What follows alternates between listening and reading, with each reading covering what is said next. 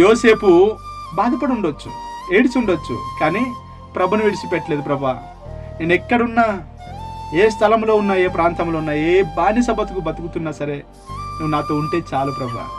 నేను కూలి పని చేసుకుంటున్నా పర్లేదు, కానీ నువ్వు నాతో ఉంటే చాలు.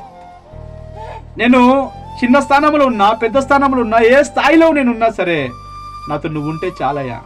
స్తోత్రం. నాకు నా కన్నవారే నన్ను వెలివేశారు, నా కన్నవారే నన్ను అమ్మివేశారు.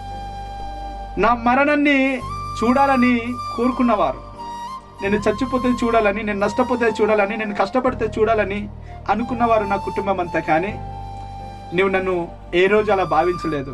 నువ్వు ఏడుస్తూ ఉంటే నేను ఓదార్చడానికి ఎవరు రారు నీ దగ్గరికి. కానీ ఒకటి మాత్రం నిజం, నా యేసే నీ యొద్దకు వస్తాడు. స్తోత్రం కలుగును గాక.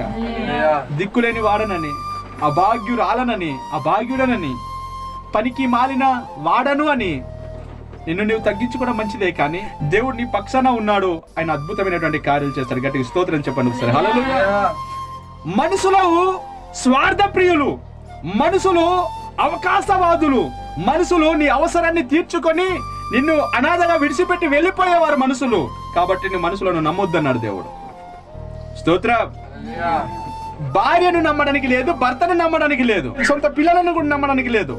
నువ్వు ఆధారపడవలసినటువంటిది ప్రభు మీదనే ఆధారపడాలి.